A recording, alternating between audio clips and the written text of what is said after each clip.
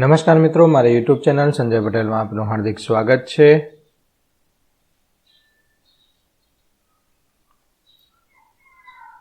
બાળમિત્રો, આજે આપણે ધોરણ 6 વિજ્ઞાન તેનો પાઠ 8 પાઠનું નામ છે પ્રકાશ, પડછાયો અને પરાવર્તન. તેની સ્વઅધ્યયન પોથી જે આ વર્ષે નવી આવેલી છે તેનું સંપૂર્ણ સોલ્યુશન આજે આપણે આ વિડીયોની અંદર જોવાના છીએ.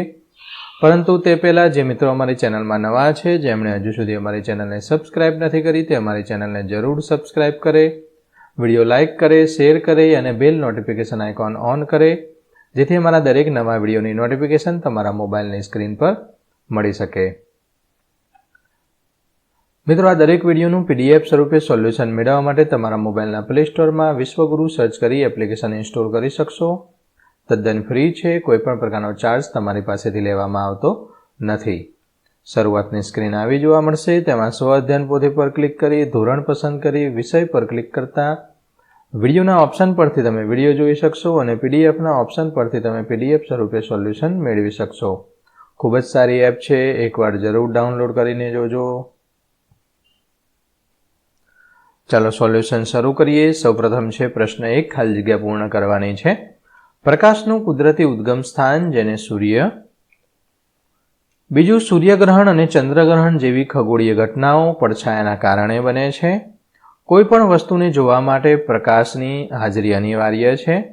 અને ચોથું છે વજ્ર પાસે એક એવો પદાર્થ છે વ્રજ પાસે એક એવો પદાર્થ છે જેના દ્વારા જોતા તેની સામે ઉભેલી વ્યક્તિ ગાડી સ્પષ્ટ જોઈ શકાતી નથી, તો તે પદાર્થ પારભાષક પદાર્થ છે.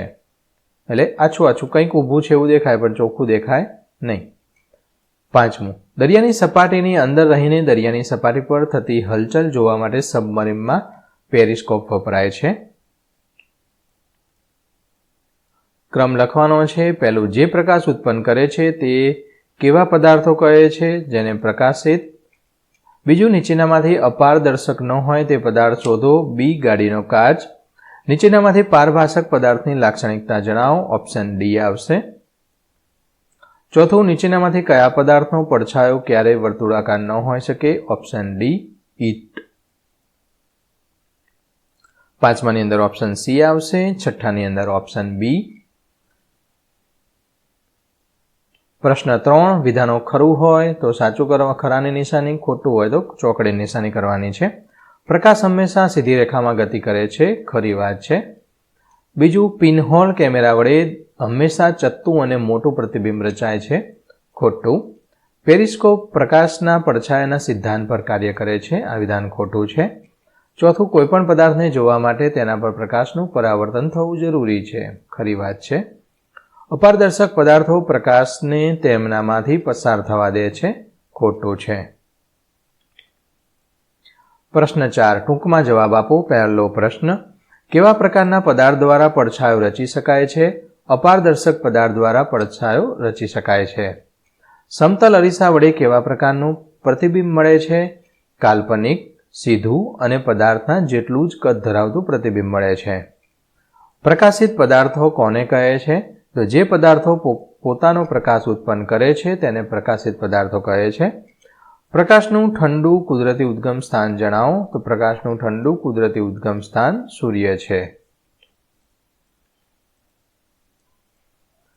પાંચમું, પૂનમની રાત્રે પૃથ્વી પર ચંદ્રનું અજવાળું કઈ ઘટના દર્શાવે છે? તો પ્રકાશના પરિવર્તનની ઘટના દર્શાવે છે. છઠ્ઠું, સરફરાજ પર સૂર્યનો પ્રકાશ પડતા કયા સમયે પડછાયાની લંબાઈ સૌથી વધુ જોવા મળશે? તો સરફરાઈઝ પર સૂર્યનો પ્રકાશ પડે ત્યારે સવારે અને સાંજે, એટલે કે સૂર્યાસ્ત સમયે સૌથી વધુ લંબાઈ જોવા મળે. એટલે આપણા કરતાં બહુ મોટા લાગે, પડછાયો આપણા કરતાં મોટો લાગે અને ખરાબ બપોરે આપણા કરતાં નાનો લાગે, ટૂંકો લાગે. સાતમો પ્રશ્ન, લાલ રંગના ગુલાબનો પડછાયો કયા રંગનો જોવા મળે છે? તો કાળા રંગનો જોવા મળે છે. ગમે એનો પડછાયો કાળો જ જોવા મળે. તફાવત આપો. પ્રકાશિત પદાર્થ, અપ્રકાશિત પદાર્થ. જે પદાર્થો પોતાનો પ્રકાશ ઉત્પન્ન કરે છે તેમને પ્રકાશિત પદાર્થ કહે છે અને જે પ્રકાશ પોતાનો પ્રકાશ ઉત્પન્ન કરતા નથી તેને અપ્રકાશિત પદાર્થ કહે છે. પ્રકાશિત પદાર્થોમાં આ પદાર્થો અન્ય પદાર્થોને પ્રકાશિત કરી શકે છે. જ્યારે આ પદાર્થો માત્ર અન્ય પદાર્થોથી પડતો પ્રકાશ પરાવર્તિત કરે છે. પ્રકાશિત પદાર્થોમાં અંધકારમાં પણ દેખાય છે, જ્યારે અપ્રકાશિત અંધકારમાં દેખાતા નથી. પારભાષક અને અપારદર્શક.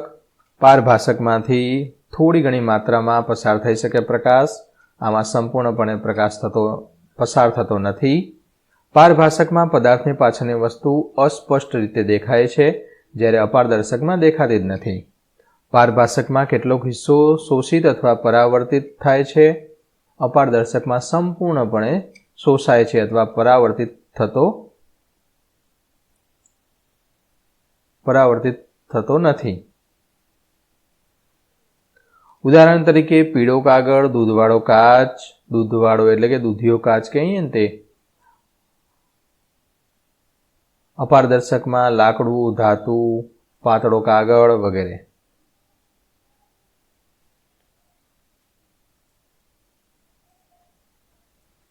પારદર્શક અને અપારદર્શક. તો પારદર્શકમાંથી પ્રકાશ પસાર થઈ શકે, અપારદર્શકમાંથી પસાર થાય નહીં. તેનો પડછાયો પડતો પારદર્શકનો પડછાયો પડતો નથી, કારણ કે પ્રકાશ પસાર થઈ જાય છે. અપારદર્શકનો પડછાયો પડે છે. આની અંદર ઉદાહરણ કાચ, પાણી, હવા બધું. અને અપારદર્શકમાં દિવાલ, લાકડું, પૂઠું. આરપારની વસ્તુ અસ્પષ્ટ રીતે દેખાય છે.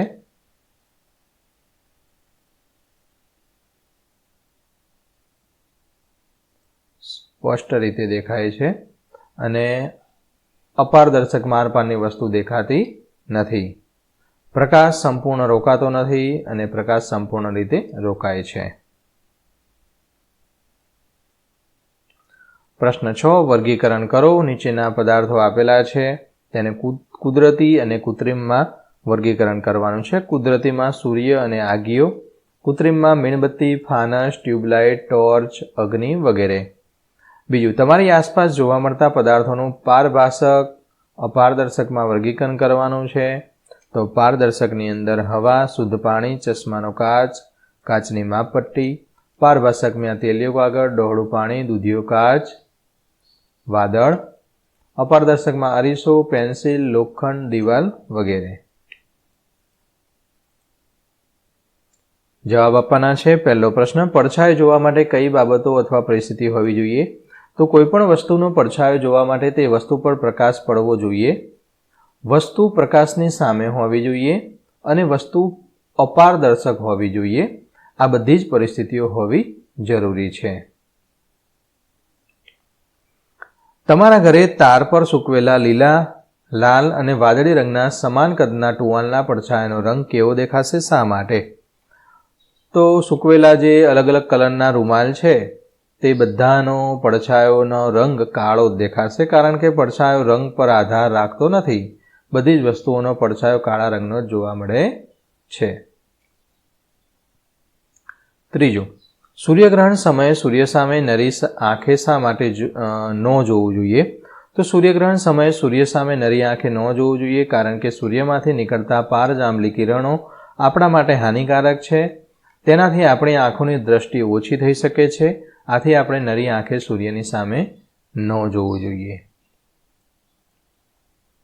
ચોથો પ્રશ્ન, તમારી આસપાસ જોવા મળતી કઈ કઈ કુદરતી ઘટનાઓમાં પડછાયો જોવા મળે છે? તો સૂર્યનું આથમવું, સૂર્યગ્રહણ, ચંદ્રગ્રહણની ઘટનાઓ વગેરે. પાંચમું, સૂર્યના પિનહોલ પ્રતિબિંબની કુદરતી ઘટના વિશે સમજાવો. તો કુદરતમાં એક રસપ્રદ પિનહોલ કેમેરા છે. કેટલીક વાર જ્યારે આપણે પુષ્કળ પર્ણોવાળા વૃક્ષ નીચેથી પસાર થઈએ છીએ ત્યારે આપણે તેની નીચે સૂર્યપ્રકાશના નાના નાના ચાંદરડા જોઈએ છીએ. આ વર્તુળાકાર પ્રતિબિંબો હકીકતમાં તો સૂર્યના પિનહોલ પ્રતિબિંબ છે. પર્ણો વચ્ચેથી જગ્યાઓ પિનહોલ તરીકે વર્તે છે. પ્રવૃત્તિ કરવાની છે. કોઈ એક પદાર્થના એકથી વધુ પડછાયા મેળવવાની પ્રવૃત્તિનું વર્ણન કરો.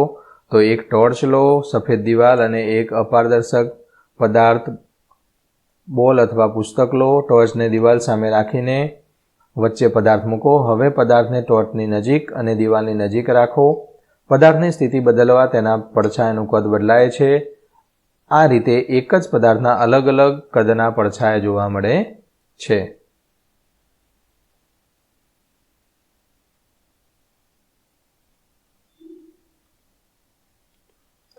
પ્રકાશ સીધી રેખામાં ગતિ કરે છે. દર્શાવવા માટે પ્રવૃત્તિનું વર્ણન કરવાનું છે. એક સરખા 3 પૂંઠા લેવાના છે. મધ્યમાં એક સરખું દરેકમાં એક જ જગ્યાએ કાણું પાડવાનું છે. 3 પૂંઠાને સ્ટેન્ડ પર ગોઠવવાના છે. પાતળો સળિયો લઈ 3 પૂંઠાના કાણામાંથી પસાર કરી પૂંઠાના કાણા સીધી રેખામાં ગોઠવવાના છે. આ પ્રમાણે તમે આગળની પ્રવૃત્તિ કરી શકશો. મિત્રો, આ દરેક વિડીયોનું PDF સ્વરૂપે સોલ્યુશન મેળવવા માટે તમારા મોબાઈલના પ્લે સ્ટોરમાંથી વિશ્વગુરુ એપ ઇન્સ્ટોલ કરો. તદ્દન ફ્રી છે. કોઈપણ પ્રકારનો ચાર્જ તમારી પાસેથી લેવામાં આવતો નથી. ત્રીજો પ્રશ્ન, પિનહોલ કેમેરાના નિર્માણની પ્રવૃત્તિનું વર્ણન કરો. તો આ પ્રમાણે તમે તેની પ્રવૃત્તિ છે તમે લખી શકશો.